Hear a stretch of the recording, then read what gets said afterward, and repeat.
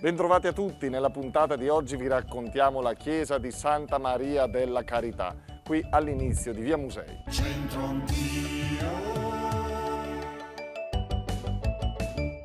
La chiesa di Santa Maria della Carità, conosciuta anche come Buon Pastore, è uno dei più begli esempi di arte barocca che possiamo trovare in centro a Brescia. All'esterno possiamo vedere sul portale due colonne color ferro che un tempo appartenevano al San Pietro de Dom, che fu demolita per costruire il Duomo nuovo. A destra in alto c'è la statua di un angelo che tiene in mano la miniatura di una casa. Si tratta della Santa Casa di Nazareth. Infatti all'interno di questa chiesa c'è una riproduzione del 1658 della Santa Casa di Loreto con l'icona sacra della Madonna della Carità, affresco miracoloso che è qui ospitato. Anche se dall'esterno non si nota, la pianta della chiesa è ottagonale e all'interno è tutta affrescata con meravigliosi dipinti con le virtù e gli episodi della vita della Madonna. Nascosta dentro un muro è possibile vedere anche una bussola cilindrica che serviva per lo scambio di oggetti con le suore di clausura che governavano un tempo il convento annesso alla chiesa. Il detto di oggi è economico. Per goder le palanche, mei spindile che scundile. Restate con noi.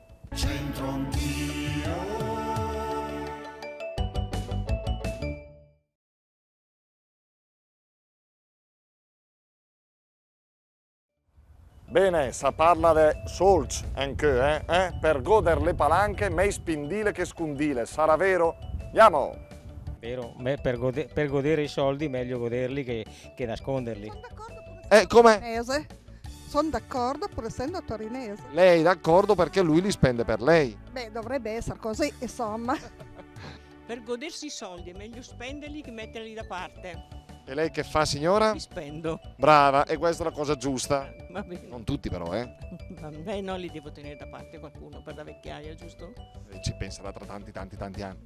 Insomma. Grazie. Prego. Per goder le palanche, signora Rachele, questo è facile, un attimo. Per goder le palanche, mei spindile che scundile. Meglio diciamo spenderli invece che godere, quella lì, invece meglio spenderli che accumularli. E lei che fa? Io cerco di spenderli. Tutti? Tutti. Ma qualche mancia i nipoti gliele dà. Non li ho ancora di nipoti, mi spiace. Auguri! Per godere i soldi meglio spenderli che nasconderli. Lei che fa? Li nasconde? No, li spendo. Hai capito le donne che lo sanno sto detto? Bene, lo applicano. Sto andando ad applicare questo detto. Molto gentile e simpatica, grazie. Buongiorno. Per goder le palanche, mei spindile che scundile, Maria Luisa. Allora, per godersi i soldi meglio spenderli che nasconderli. Presupposto averli. Esatto.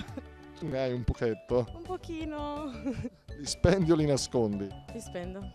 Lei è laureata in farmacia, però sicuramente un detto popolare dialettale lo conosce ed è questo: per goder le palanche, mei spindile che scundile. E che fa? Le nasconde o le spende? No, le spendo. Ammazza, cattiva, è brava! Le spendo. E come le spende? Le spendo quando vado al bar a fare la colazione.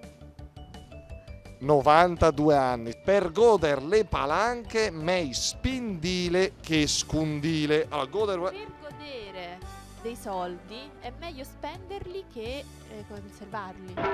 Allora, questa ragazza, questa signora, medico da Salerno, l'ha indovinata, brava. Ma anche perché palanche non è facilissimo. Perché più che bresciano è spagnolo. Quante cose impariamo con questa signora, andiamo. Spagnolo. Che ci insegna un sacco di cose. Con Piero, pensionato da tanti anni. Quasi 20 anni alla fine anno, quasi 20. Auguri Piero, che si becca una bella giornata qui in centro. Per goder le palanche, mei spindile che scundile, Piero.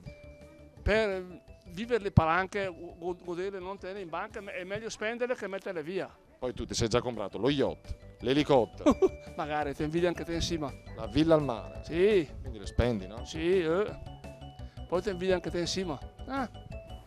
Per goder le palanche, mei spindile che scundile. Insomma, se si vuole fare la bella vita un po' agiata, è anche troppo.